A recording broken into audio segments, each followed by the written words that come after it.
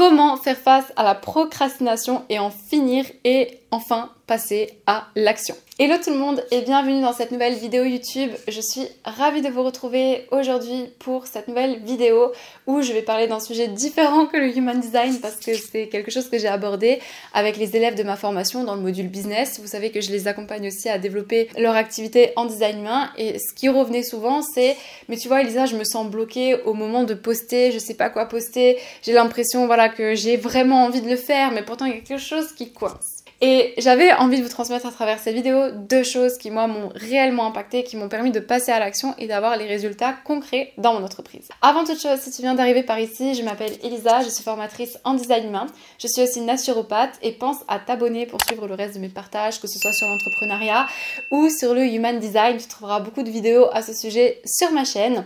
Et ce que je te propose, c'est de rentrer dans le vif du sujet. C'est parti! Alors comme je l'ai dit au début de cette vidéo, pour moi il y a deux choses qui vont être hyper importantes si tu veux passer à l'action, que tu veux avoir des résultats ici et maintenant.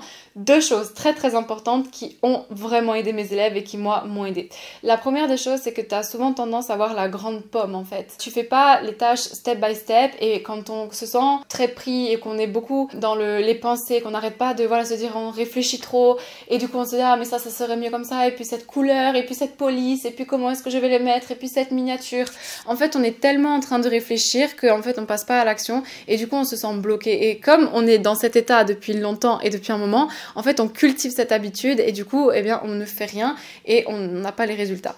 Donc moi ce que je vous conseille déjà dans un premier temps au niveau physique de la matière, parce que là je vous parle vraiment de quelque chose de concret, après je vous parlerai plus de quelque chose émotionnel qui est très lié, mais de déjà détacher les tâches et de vous dire ok, si tu veux commencer ton compte Instagram ou si tu veux commencer ta chaîne YouTube, arrête de regarder des gens qui font des vidéos YouTube depuis je sais pas combien d'années et qui ont déjà un monteur, qui ont quelqu'un qui vont leur faire les vidéos, qui ont quelqu'un qui vont leur faire les miniatures.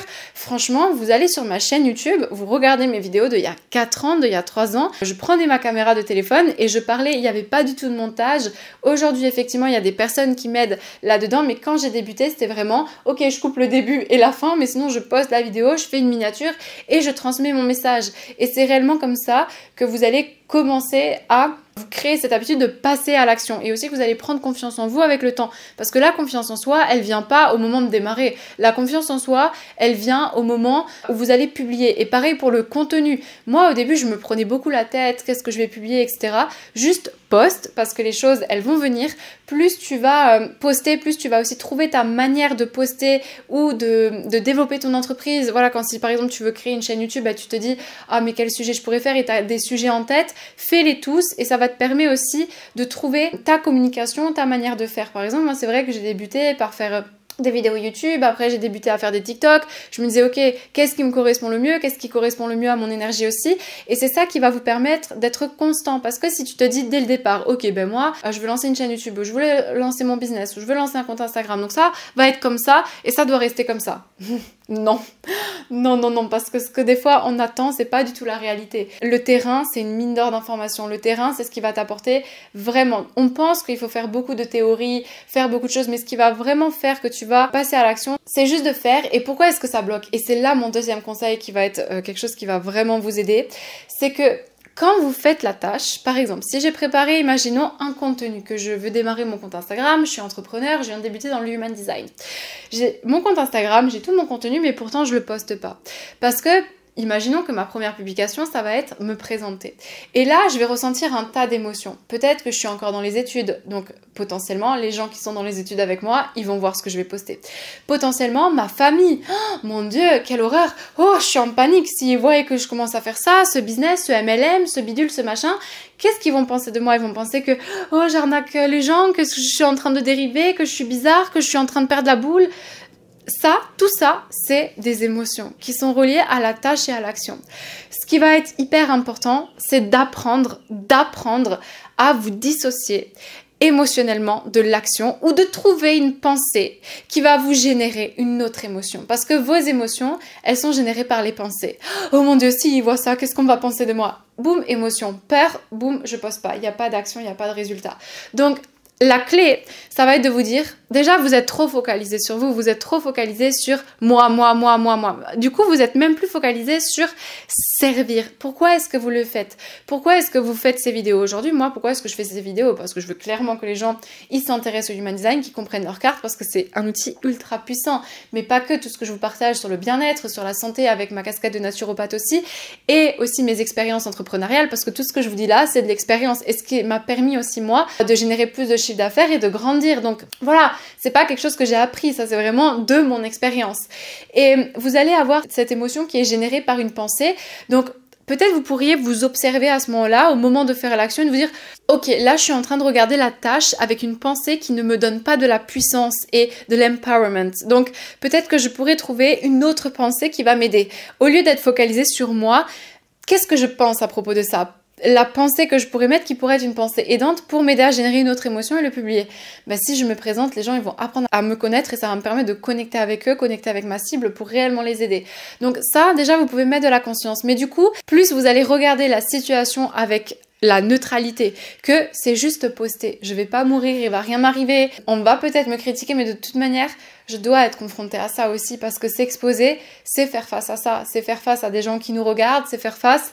Mais si vous vous connectez à pourquoi est-ce que je le fais? Je peux pas vous dire qu'il n'y a pas des gens qui vont vous critiquer, qu'il n'y a pas des gens qui vont vous insulter, qu'il n'y a pas des gens qui vont être méchants envers vous, parce que voilà, sur internet, il y a de tout, mais vous allez aussi avoir des gens qui vont vous soutenir, vous allez avoir des gens qui vont aimer votre contenu. Mais si vous publiez pas ou que vous passez pas à l'action, on ne peut pas vous voir. Et est-ce que vous vous imaginez, si vous continuez à réfléchir, dans 3 ans, vous serez encore là avec votre contenu tout préparé, il y aura toujours rien qui est sorti. Après, vous allez regarder les autres personnes sur Instagram et dire « Oh, mais regarde, lui, c'est plus facile » et vous allez avoir l'anxiété mentale. Clairement, c'est en général ce qui se passe. Donc moi, ce que je vous conseille réellement, c'est de vous détacher émotionnellement de la tâche. C'est comme si vous deviez avoir une conversation difficile avec votre conjoint.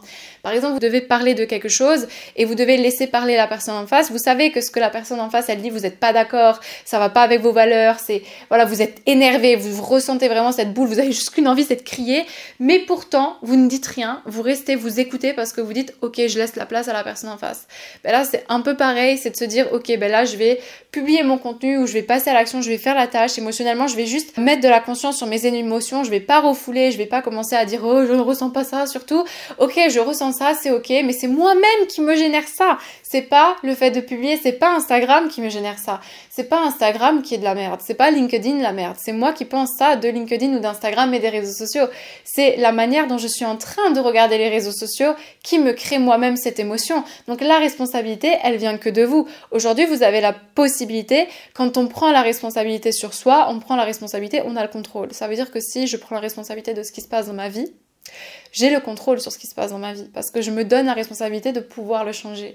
C'est vrai que j'ai parlé plus vite parce que ça m'a fait monter en énergie ce que je vous dis là, mais concrètement et réellement, si vous restez attaché aux choses émotionnellement, parce que c'est pour ça qu'on vous demande aussi de faire ce travail intérieur. Quand vous débutez dans l'entrepreneuriat, effectivement, il y aura toute la partie stratégie, action qui est hyper importante, mais le travail intérieur, il est là.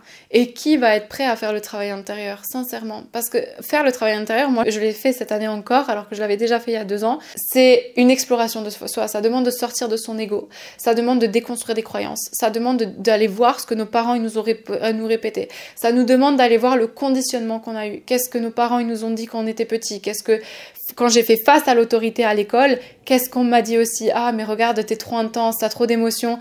Et si, quand je poste ma publication, on me redit que je suis trop intense, que j'ai trop d'émotions. Moi, dans mon cas, c'était la provocation et le côté rebelle. Elisa, arrête, surtout, t'es rebelle, ça se dit pas, ça se fait pas de parler comme ça. C'est vrai que c'est une partie de moi que j'ai beaucoup étouffé, beaucoup canalisé, mais si vous êtes dans ma newsletter, vous voyez que mes écrits le matin ou les titres que je peux vous mettre des fois, ils sont assez, voilà, dans le côté rebelle de ma personne. Et c'est ce qui fait aussi mon unicité. Donc réellement, quand vous arrivez à prendre de la hauteur et que vous sortez vraiment de votre ego et que vous observez, et c'est pas mal, vous n'avez pas à avoir honte, parce que souvent c'est la honte qui va revenir de ça, c'est j'ai honte d'avoir été comme ça, j'ai honte qu'on m'ait dit ça, j'ai honte d'avoir grandi dans une famille comme ça, parce que c'est pas du tout à quoi j'aspire. Donc prenez de la hauteur, le travail intérieur sur ses pensées, ses émotions, il est à faire quand on est entrepreneur. D'ailleurs l'entrepreneuriat, c'est le plus beau chemin pour venir regarder vos blessures et venir regarder savez ce qui s'est passé, moi je viens d'hyper loin. Si vous saviez d'où je viens vraiment, mais de loin, loin, loin, loin, loin. Il y a beaucoup de gens qui me disent mais Elisa, pour toi c'est plus facile de créer du contenu, de faire des vidéos, mais pas du tout. Franchement, je viens d'un petit village tout perdu d'Alsace. Mes parents pas du tout entrepreneurs, vibration, faut pas parler d'argent, c'est tabou. L'argent ça fâche, les riches c'est tous des cons, voilà, pardon je l'ai dit. Il faut pas parler de ça. Dans la famille on parle surtout pas de ça parce que ça se fâche, il y a des non-dits, il y a des choses qui sont pas dites, on parle pas de nos émotions. Du coup moi j'arrive dans l'entrepreneuriat, j'ai pas de réseau, j'ai pas de capital parce que mes parents ils avaient pas beaucoup de sous parce que ma mère elle a fait une dépression. Donc j'ai pas d'argent, j'ai pas de capital, j'ai pas, c'est la même chose mais j'ai pas de personne qui va pouvoir m'aider, j'ai pas confiance en moi. Pas du tout parce que à l'école ça se passe pas très bien. Donc je dois travailler mon image, en gros je dois me sortir, élargir ma zone de confort et venir vous parler, venir faire ces vidéos et créer ce contenu. Franchement, si vous avez au moins l'argent et le réseau, vous partez déjà avec plus que ce que moi j'ai eu. Parce que réellement, pour moi, le passage à l'action était très, très, très challengeant pour toutes ces choses-là.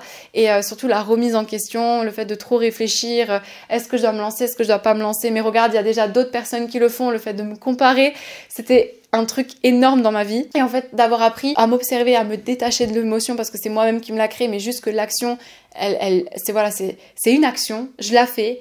Et voilà, donc c'est vraiment mon message du jour. Si vous procrastinez, alors je pourrais rajouter quelque chose. Il y a aussi un autre facteur dans la procrastination, c'est le fait de vouloir réaliser un rêve qui n'est pas le vôtre. Souvent, de par le conditionnement, on nous dit aussi, toi tu seras, je sais pas, moi dans ma famille, il y a que, je dis n'importe quoi, mais on travaille tous dans la restauration, toi tu seras serveur, tu vas reprendre le restaurant. Donc du coup, vous pensez que vous devez faire ça. Non en fait, est-ce que si vous procrastinez, c'est soit parce que vous avez trop de tâches ou c'est pas assez détaillé, soit parce que vous êtes trop attaché à l'émotionnel et du coup il y a un trauma qui fait surface, soit parce que du coup c'est pas votre rêve, c'est vraiment ce qu'on vous a dit de faire et vous vous entêtez à vouloir le faire mais en fait ça vous tient pas à cœur et du coup vous vous êtes répulsé. Ah moi je vais créer ma chaîne YouTube, peut-être parce que vous avez 3 copains qui ont créé une chaîne YouTube aussi. Le besoin d'appartenance entre guillemets, c'est cool, c'est tendance, tout le monde a sa chaîne, tout le monde commence son podcast, donc moi aussi je vais le faire, mais est-ce que c'est réellement ce que tu veux en fait? Et ça avec le Human Design c'est ultra puissant pour le voir aussi, qu'est-ce qui vous correspond et de se reconnecter à soi, dans quoi est-ce que je vais entreprendre, dans qu'est-ce qui est aligné pour moi en fin de compte. Donc voilà pour cette vidéo, partagez-moi vos retours en commentaire si vous faites face à la procrastination, si vous avez appliqué ces conseils. Encore une fois, pensez à vous abonner, à partager mon contenu, vous savez que ça m'aide énormément pour vous créer toutes ces vidéos, que ce soit sur le Human Design, la naturopathie ou l'entrepreneuriat.